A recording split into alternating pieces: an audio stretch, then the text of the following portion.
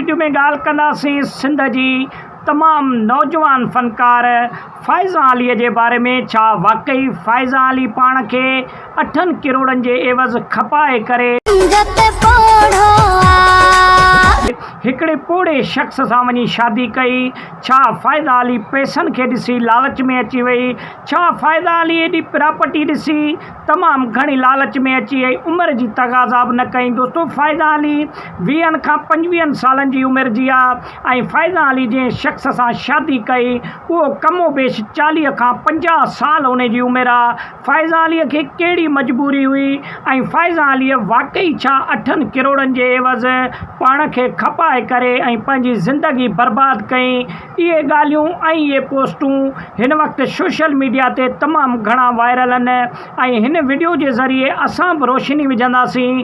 छा वाकई फ़ाइज़ा अली पैसा ॾिसी हिरकी पई या फ़ाइज़ा अलीअ जो ॿियो को मामिलो हुयो? दोस्तो, अॼोकी वीडियो में ॻाल्हि कंदासीं फ़ाइज़ा अली ऐं सिंध जो हिकु बहितरीनु जेको आहे सो शख़्स हमीद अबड़े जे बारे में। छा वाकई इन्हनि पैसनि जे एवज़ करे फ़ाइज़ा अली पंहिंजी ज़िंदगी बर्बाद कई? दोस्तो, मां तव्हांखे हिकिड़ी ॻाल्हि ॿुधाईंदो हलां त फ़ाइज़ा अली उहा फ़नकार हुई जेका तमामु नंढी उमिरि में तमामु घणी मक़बूलियत ते बि वञी पुगी ऐं सिंध में उन्हनि जा हज़ारनि जी तादाद में आशिक़ ऐं चाहींदड़ हुया जेके फ़ाइज़ा अलीअ खे तमामु घणो चाहींदा हुया।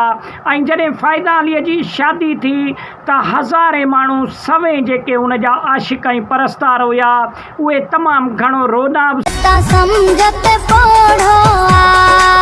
न गुलाब गुला 16 सालनि सही ऐं तमामु घणो गुस्से जो इज़हार बि कयूं ऐं एतिरे क़दुरु बि माण्हुनि चयो त फ़ाइज़ा अली असांखे ॿुधाया त 8 करोड़नि जी जाइ ते 10 करोड़ असां हाणे ॾियूं सा, लेकिन फ़ाइज़ा अली पंहिंजी ज़िंदगी बर्बाद न करे आ।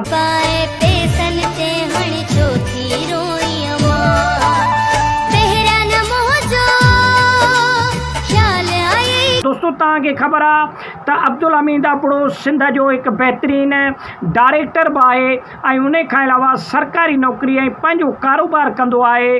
पोइ इन जे करे फ़ाइज़ा अली पैसे खे ॾिसी 3 करोड़नि जो जेको आहे सो गाॾी वठी ऐं उन खां अलावा 5 करोड़नि जो बंगलो कराची डिफेंस में वठी फ़ाइज़ा अली इहो ऐशो आराम ॾिसी करे ऐं अखियूं ॿूटे पंहिंजी ज़िंदगी जेको आहे सो अब्दुल हमीद अबड़े जे हवाले करे छॾी। छा वाकई इन में फ़ाइज़ा अलीअ जो कसूर आहे या फ़ाइज़ा अली पंहिंजी ज़िंदगी सही तरीक़े सां गुज़ारी ऐं पंहिंजे ज़िंदगीअ जो फ़ैसिलो कयो? दोस्तो, इहे हाणे तव्हांजो रायो असां वठंदासीं। जेके बि असांजा ऑडियंस ॾिसनि पिया वीडियो खे त कमेंट जे ज़रिए ॿुधायो त छा फ़ाइज़ा अलीअ वाकई पंहिंजी ज़िंदगी बर्बाद कई या फ़ाइज़ा अलीअ सुठो फ़ैसिलो करे ऐं पंहिंजो मुस्तक़बिल हिकु बहितरीनु माण्हूअ जे हवाले कयो जो सॼी उमिरि जेको आहे सो फ़ाइज़ा अली वेही करे खाईंदी ऐं उनखे कंहिं बि परेशानीअ खे मुंहुं ॾियणो न पवंदो? त वॾी महिरबानी। ऐं मां तव्हांखे आख़िर में इहा ॻाल्हि ॿुधाईंदो हलां त अब्दुल हमीद अबड़ो हिकु बहितरीनु माण्हू आहे ऐं उन जे ख़िलाफ़ु जेके बि वायरल पोस्टूं ऐं जेके बि सोशल मीडिया ते ॻाल्हियूं हलनि पियूं उन सां असांजी का बि एग्री कान्हे का। त वॾी महिरबानी, वीडियो खे लाइक ऐं शेयर कयो।